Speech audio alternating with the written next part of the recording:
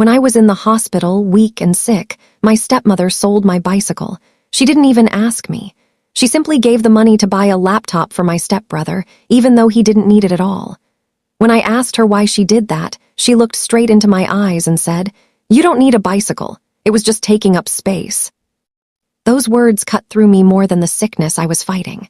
I was 30 years old, an American woman who had already survived too much in life, yet nothing prepared me for the feeling of being treated like I didn't matter inside my own house. That bicycle wasn't just a bicycle. It was the only thing I owned that felt like freedom. It was the thing I used when I needed to clear my mind, escape stress, or just feel alive. It was the one thing that belonged only to me. I still remember the day I bought it. I was 25, working double shifts, saving every extra dollar.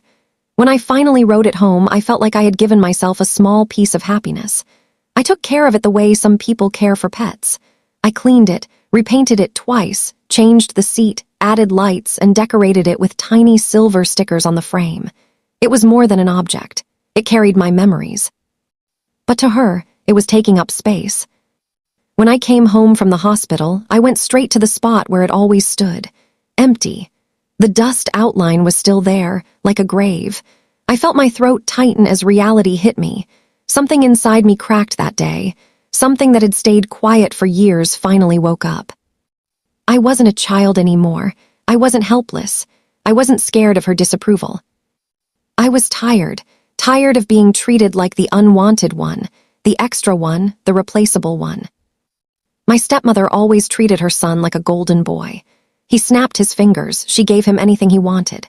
He barely studied, barely worked, and barely respected anyone, yet he always had new things: phones, shoes, gadgets, and now a laptop he didn't even need.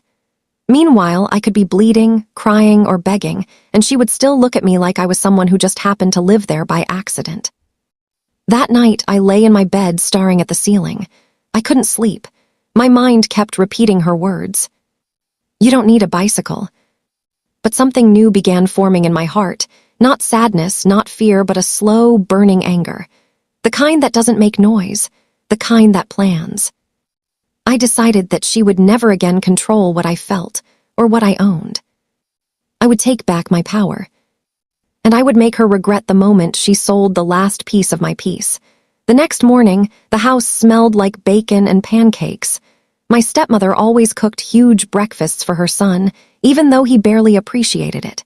When she saw me walking into the kitchen, she raised an eyebrow, surprised I wasn't in bed. "How are you feeling?"